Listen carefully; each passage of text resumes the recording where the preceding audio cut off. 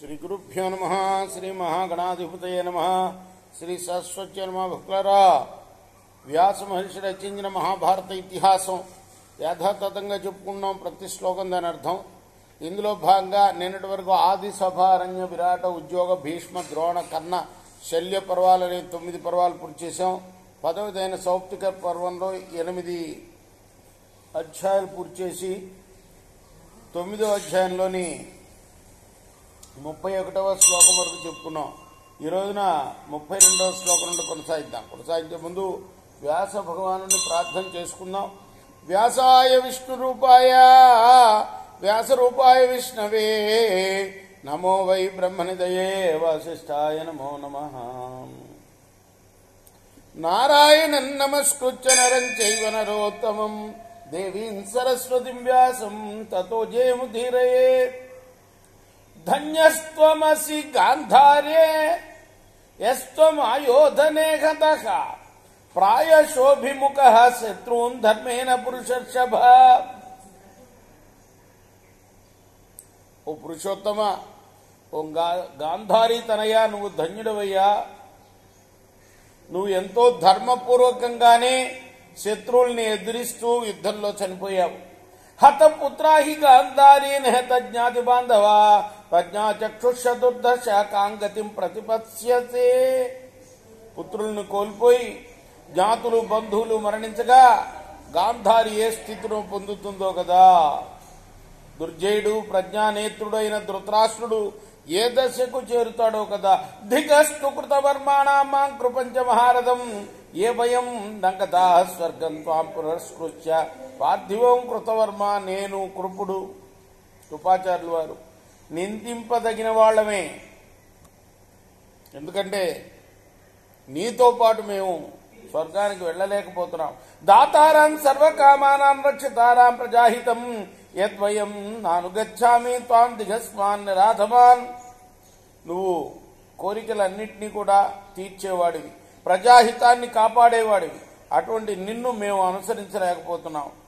నరాధములైన మమ్మల్ని మేమే నిందించుకోవాలి. కృపస్య తవ వీర్యేణ మమ చైవ పితుశ్చ మే సభృత్యానా నరవ్యాఘ్రరత్నమంతి గృహాణి చ నరోత్తమ.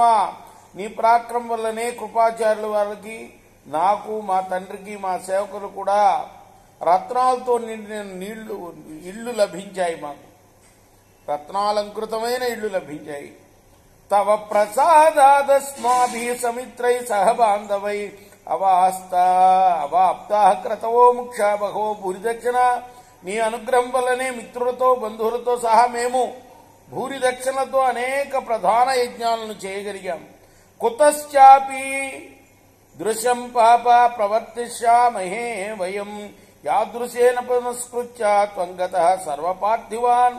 ఏ భావంతో నువ్వు సమస్త నరపాలుని ముందుంచుకొని స్వర్గానికి వెళ్తున్నావో ఆ భావాన్ని పాపాత్ములైన మేము ఎక్కడి నుంచి తెచ్చుకోగలమయ్యా. వయమేవ త్రయో రాజన్ గచ్చంతం పరమాంగతం యద్వై త్వాం నానుగచ్చామః తేన దక్షామహే వయం తత్స్వర్గహీనాహీనార్థాస్మనద్ధ సుకృతస్య తే. రాజా, మేం ముగ్గురం కూడా నిన్ను అనుసరించలేకపోతే నీ సుకృతాన్ని తలచుంటూ కుమిలిపోవటం తప్ప మేమేం చేయగలం చెప్పయ్యా. కిన్నామ తద్భవేత్ కర్మాయేన త్వాం న వ్రజామవై దుఃఖం మానం కురు శ్రేష్ఠ చరిష్యామి మహిమిమాం.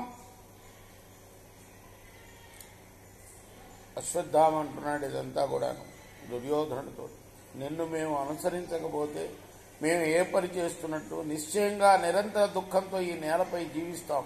హీనానాం నస్త్వయా రాజన్ కుతః శాంతి కుతః సుఖం గచ్చైతు మహారాజా సమేచ్ఛ చ మహారాజాన్ యథా జ్యేష్ఠం యథా శ్రేష్టం పూజయేర్వచనాన్ మమ. నువ్వు లేకపోతే మాకు శాంతి ఎక్కడిదయ్యా, సుఖం ఎక్కడిది? మహారాజా, స్వర్గానికి వెళ్లి నువ్వు ఆ మహారథులను కలిసి నా మాటగా జ్యేష్ఠానుపూర్వకంగా, శ్రేష్టానుపూర్వకంగా వాళ్ళని అర్చించయ్యా. ఆచార్యం పూజయత్వాచా చేతుం సర్వధనుష్మదాం హతం మయాజ్య సంసేద దృష్టజుమ్నం నరాధిప.